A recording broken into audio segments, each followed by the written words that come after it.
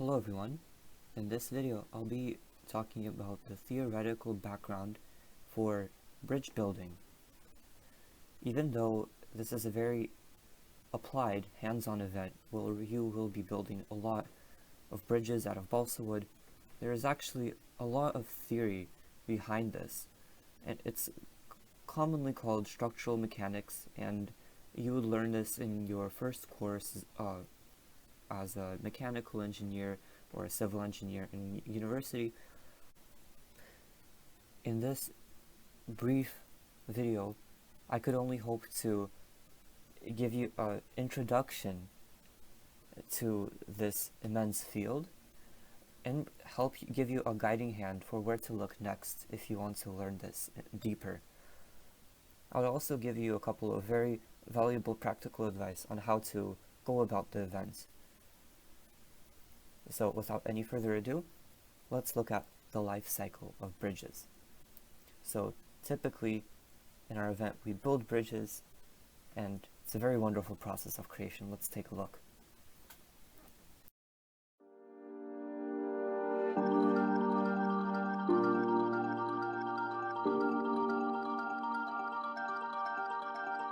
Audio Jungle.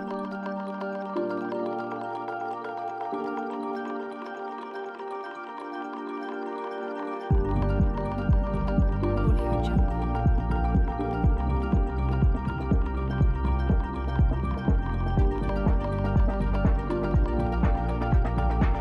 Audio Jungle.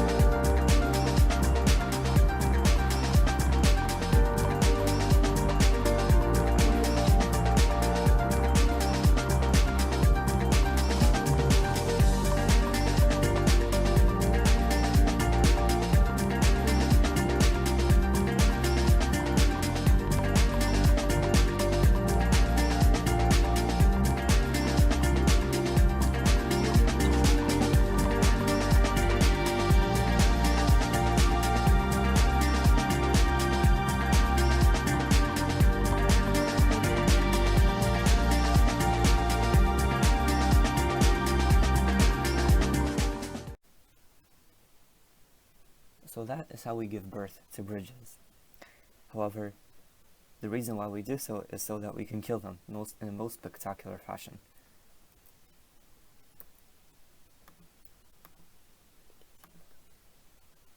So in this video, we'll show you how this bridge is tested to failure.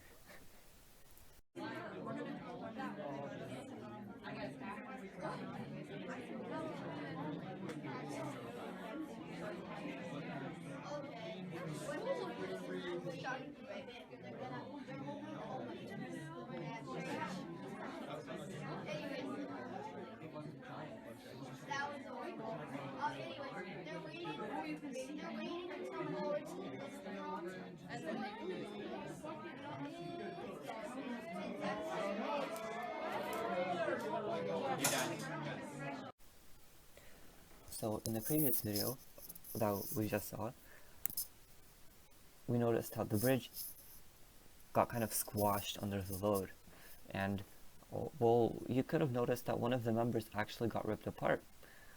And this process is called load under tension. When you pull on something, this process is called tension, and here we have a graph of how the strain, which is the percent elongation of the specimen that you're pulling, and the stress, which is the amount of force per unit area that it can sustain. Think of it as just how much it's being pulled. And so you notice that for some while it behaves exactly like a spring in this linear region, that the stress is proportional to strain. And this was discovered by Robert Hooke in the 1600s. It's known as Hooke's law. This holds for all materials and in some short range. But as you pull it, the spring, if you let go, it will return back to its original position. If you pull it a bit too much, you reach a point where it doesn't quite go back. And that's the threshold between plastic and elastic deformation. Elastic deformation is in this region where the material returns back to where it started. Plastic is anything beyond that. You permanently deform something. And after this plastic deformation, essentially the material continues to support weight, but if you notice, if you're pulling apart on a metal rod, it will actually start to get thinner at the very middle, because you're pulling on it so hard, you're rearranging the metal atoms inside. And eventually this neck becomes reaches a critical moment and it breaks, it fractures. And when it fractures, there are several, I guess, different ways it could do so. If you're pulling apart a piece of chalk, it will rip apart like the figure in A, because chalk is brittle. I think glass and ceramic materials. Now, C is what you'd get if you pull apart silly putty. So if you pull it apart, it will stretch out very easily and form this really nice neck. Now, metal will be closer to B, like steel and brass. Wood will typically be A. It's brittle compared to that metal. Now, one important thing is that different metals behave differently. Please agree that it's much harder to pull on a steel rod than it is to pull on a rubber tube, for example. So the difficulty, or the kind of the stiffness of materials, is what we call the Young's modulus. And it's rated in units of pressure, so typically megapascals. And you notice that while for wood, this rating is around 1 and 2 megapascals, for steel, it's like 400 megapascals. So it will be 400 times, you'll need to exert 400 times more force to pull on a steel sample that has the same cross-section as a wooden sample, for example. And also note that not all woods are created equal. For example, balsa wood here has a lower Young's modulus than basswood, so balsa wood is easier to pull apart than basswood. Well, you can say basswood is better, but it's actually a little bit heavier, and so you can start to optimize between the two. Now, one very important question. Suppose you have two metal rods and you're pulling them apart. However, one rod is twice as long as the other. Will the force required to pull apart the longer rod be any different than the shorter rod? Think about this for a moment. Now, it's important to understand that when you're pulling things apart, it doesn't depend, it's like pulling apart a chain. It will break at the weakest link. It doesn't matter if the chain is 1 meter long, if it has 100 links, or if it has 1,000 links. Exact same thing here. It does not, when you're loading something under tension, when you're pulling on something, it doesn't matter how long it is. It will be the same, as long as the cross-sectional area in the material will be the same. And you could easily see this, or you can remind yourself about this just if you know the formula here. You notice it only depends on the area and not the length. And this is just percent elongation, so yeah. Alright, there's actually another mode of failure, which you might have not seen on the bridge, the first failed bridge, but we'll show you what buckling looks like here in a short excerpt from this video. Now it's time to start the tests. In the first couple of tests, I will be using a fixed configuration. This will limit rotation and translation. For this test, as well as the others, I will be testing the material of cork. This time I am testing a 10-inch beam of cork. Because the critical stress is less than the yield, this should buckle instead of being crushed.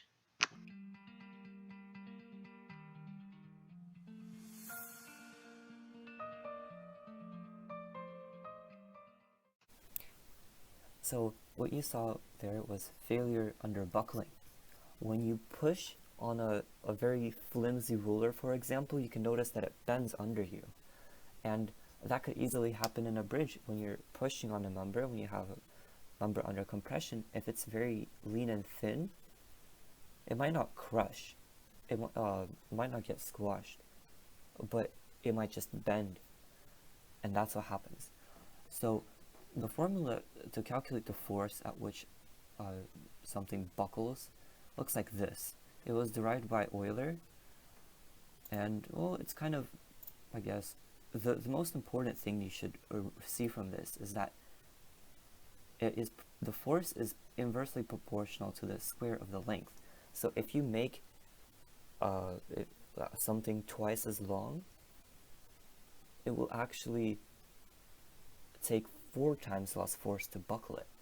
So that you can see how that becomes a problem, because your bridge is supposed to be kind of long, and yet you want to make the members long, but if you do, you risk them being buckled. So another thing, what you could do is you could just choose something, a beefier, I guess, piece of wood. So, and that comes from these two terms here. The E is the Young's modulus from before, but I is something called the moment of inertia. Basically, it's a measure of how good your cross-section is at resisting bending moments. So, for example, if you look at this picture here, there's a person who wants to walk across a wooden plank. The person walking across plank 2 is causing a very noticeable sag and deflection, but because it's very easy to bend a ruler when you're bending it that way. However, person 1 put that beam on its rib, so if you take a ruler and instead of bending it as person 2 is doing, you're bending it as person 1 is doing, you will have a much harder time doing so. And that's precisely, it's the same cross-section but oriented differently. So it has a different moment of inertia, and it comes from a calculation which you could use a bit of calculus to do. Either way, this matters. If you make your bridge out of members that look like configuration 2, it will buckle. If you do it using configuration 1, it won't, even though it's the same mass. It's important to keep in mind. Just something to point out, the most optimal cross-section is actually a cylindrical tube. However, we can't really use circles, it's hard to make them, so we have to settle for something that's along the lines. And commonly in engineering, we use I-beams exactly for the reason that adding these 2 flanges actually makes this beam much harder to bend. Hope you all understood all that. There's yet another mode of failure that is commonly discussed, and it is known as shear failure. This is kind of a weird word, but essentially think about it like this. If you take 2 hands and put them together, like you're making 2 high fives join each other, and try to twist one arm with respect to the other. So what you'll do is you'll kind of rotate the palms of your hands against each other. This motion is shearing motion, or you can also picture it as putting your 2 hands together and then sliding them against each other as if you're warming your hands. So this happens quite often, and here's the picture. So tensional stress is when you pull things apart, compression is when you push things together, and shear stress is when you try to slide things apart. Now you probably won't, this is very important in designing concrete beams, but for bridge building, one very easy to grasp way to see where this comes into play is if you have 2 wooden beams that you decided to glue together. So let's say you have one ruler and another ruler, and or let's say one popsicle stick and another popsicle stick. You decide to glue them together to make them double the strength. So, and then you decide, okay, well, I'll just put them across the 2 loading supports here and here, and I will apply a load and see what happens. And if your glue is weak, or if instead of glue you use something bad, like you just didn't glue it at all, or if essentially if your glue is weak, what will happen is that it won't hold the two chopsticks or popsicle sticks from sliding against each other. And that what's happening is that the popsicle sticks want to retain their length, but they're being bent. And so they kind of formed a smile here, except the top one kind of has to rip out essentially the glue. And if the glue doesn't hold it, it will rip.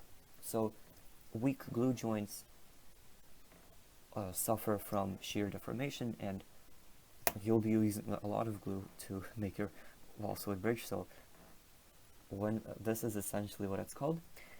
And well, I mentioned this is used in the this is very important in the design of concrete beams. Concrete, it's kind of like it's a very material that we've been able to build a lot of heavy-duty, long-lasting structures like bridges and buildings. It's very good at being squished. Like if you stand on it or if you put an elephant on top of it, it just won't budge. It's not good when you try to pull it apart. It will crumble, it will crack. So what people do is they squeeze concrete beams with steel rods that have knots on the end. So essentially you have a very tight steel cord inside the concrete beam that squeezes it together. So it's kind of like if you have a block of jello and you squeeze it, it will kind of become hard. So that's kind of what's happening, except what happens if you try loading it? Let's look at the video.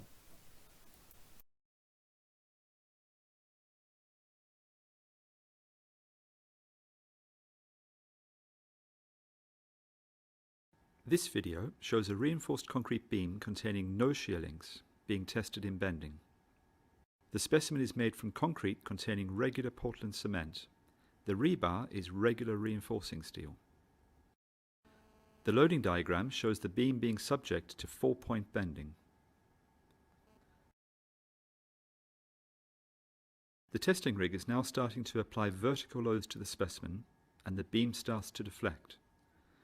Then quite suddenly we have an explosive failure near a support. This is what we call a shear failure, and it is something that we always want to avoid. If we slow down the footage, here is that failure again. Look how sudden it is. Now remember, this is a beam in which we have left out the shear reinforcement, and this is the consequence.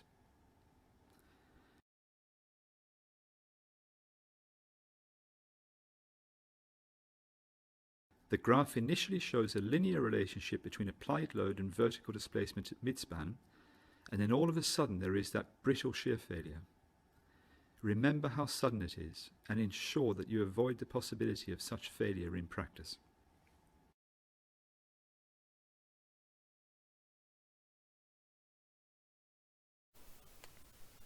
So yeah, what happened is that the concrete beam wanted to turn into a smile, as you see here, but that would require layers of concrete to slide against each other, and that's when it failed. So what people do is they actually put more steel inside of concrete beams, except in the perpendicular, or in the cross section, so perpendicular to these longitudinal reinforcement bars.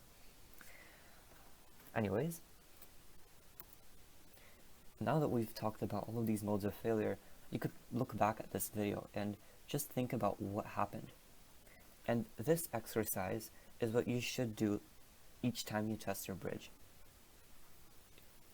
After you build it, you test it. Take a slow motion video of exactly how it fails and where. Where was the first point of failure? And often it happens that the bridge isn't balanced. One side is a little bit weaker than the other, and that is enough to make it die or fail prematurely. Otherwise, you can see how members buckle, how glue joints rip apart, or how maybe if you're lucky, if you'll see how a piece of wood gets ripped because of the tension in it. So you know you've done well if you're pushing your materials to the brink.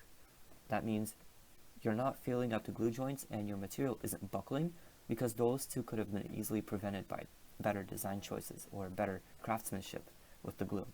So you can't really, your bridge has to hold it to the point that the materials rip apart. That is what you should strive for. Alright.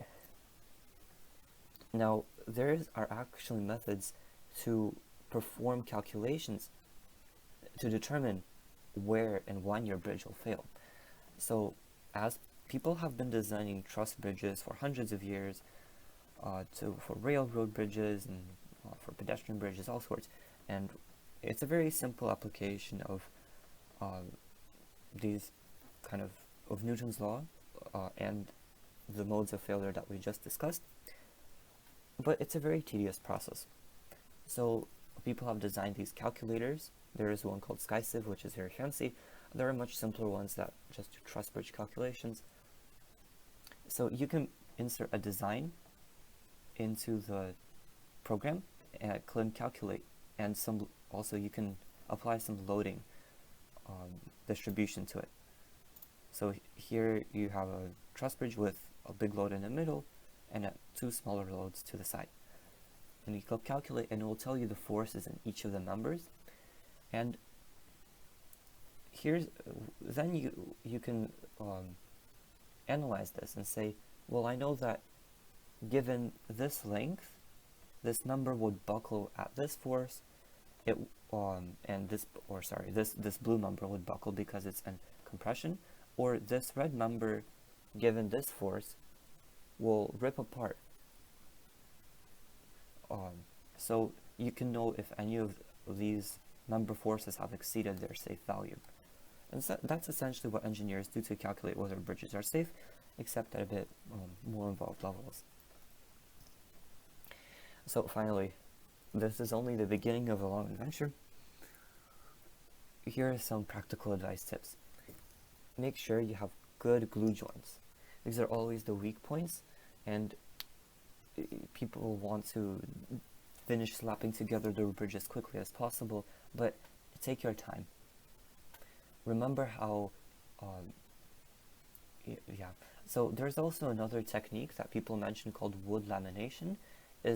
Remember in the example with the popsicle sticks, that you take two of them and you glue them together. That is a very good method of strengthening things.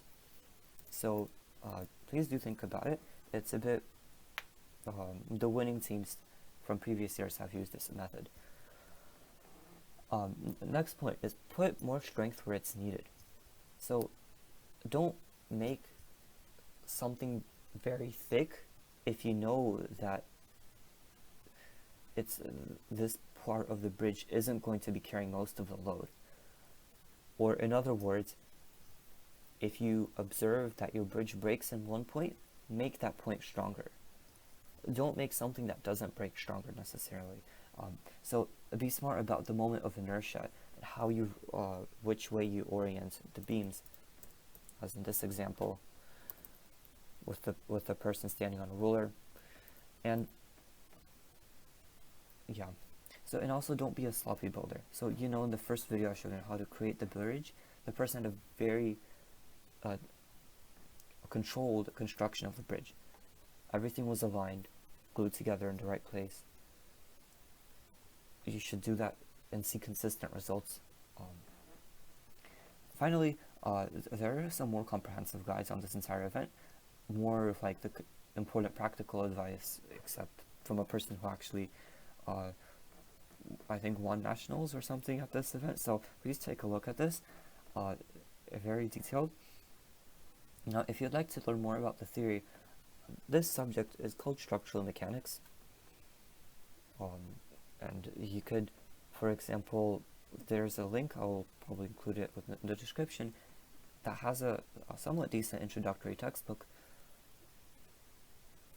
So, yeah, if anything, the best thing I could say is don't be a sloppy builder, take your time and be meticulous about making improvements upon the previous version. And then, yeah, this is sufficient to guarantee you a decent performance on this event. Well, wish you good luck. I hope you've learned something useful and this was informative. See you around.